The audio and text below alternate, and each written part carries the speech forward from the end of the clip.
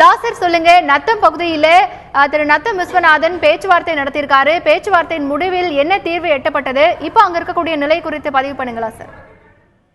திண்டுக்கல் மாவட்டம் நத்தம் கோவில்பட்டியில் நேற்று ஜல்லிக்கட்டு நடத்துவதற்கான அனைத்து ஏற்பாடுகளும் திண்டுக்கல் மாவட்ட கலெக்டர் அனைத்து ஏற்பாடுகளும் செய்து கொண்டிருந்தார். இப்ப இன்று ஜல்லிக்கட்டு போராட்டத்துக்காக பல்லாயிரக்கணக்கான கூடியிருக்கின்றனர். மேலும் இங்கு முன்னாள் அமைச்சர் விஸ்வநாதன் வந்து பேச்சுவார்த்தை நடத்தினார். அதற்கு போராட்டக்காரர்கள் அவர்களுடைய எதிர்ப்பை தெரிவித்தனர். பீட்டா அமைப்பை தடை செய்ய வேண்டும் மற்றும் ஜல்லிக்கட்டு நிரந்தர தீர்வு மட்டுமே ஜல்லிக்கட்டு நடத்த வேண்டும் என்று கூறியுள்ளார்கள் மேடம். லாசர், இப்போ அங்க இருக்கக்கூடிய மக்கள் என்ன சொல்றாங்க? அவங்க பேச்சுவார்த்தையில அவங்களுடைய தரப்புல இருந்து என்ன கருத்துக்களை பதிவு பண்ணியிருக்காங்க? மக்களுடைய பேச்சுவார்த்தை நிரந்தர தீர்வானதை ஜல்லிக்கட்டு நடத்தணும், அவசரத்தை எங்களுக்கு தேவையில்லை அப்படின்னு எல்லாமே போராட்டங்கள் சொல்றாங்க. எங்களுக்கு பீட்டா அமைப்பை தடை செய்ய வேண்டும், எங்களுக்கு நிரந்தர தீர்வானதான் நாங்க ஜல்லிக்கட்டு நடத்த அனுமதிப்போம் சொல்லியிருக்காங்க மேடம். இன்னைக்கு முதல்வர் பன்னீர்செல்வம் அவர்கள் வருவதாக இருந்தது, அவரும் வரவில்லை. அதே மாதிரி திண்டுக்கல் வனத்துறை அமைச்சர் சீனிவாசன் வருவதாக இருந்தது, அவரும் வரவில்லை.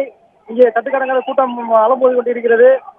அதனால் அவர்களுக்கு அவசரம் தேவையில்லை, எங்களுக்கு நிரந்தர தீர்வு தான் வேண்டும் என்று ஆர்ப்பாட்டத்தில் ஈடுபட்டுள்ளனர். லாசர், இப்ப அந்த போராட்டம் தொடர்ந்து நடைபெற்றுக் கொண்டுதான் இருக்கிறதா? இப்போ பேச்சுவார்த்தை தோல்வியில் முடிந்திருக்கிறது அப்படின்னு எடுத்துக்கலாமா? தோல்வியில் தான் முடிஞ்சிருக்கிறது. முன்னாள் அமைச்சர் விஸ்வநாதன் பேச்சுவார்த்தை நடத்தி தோல்வியில் முடிந்து கொண்டிருக்கிறது.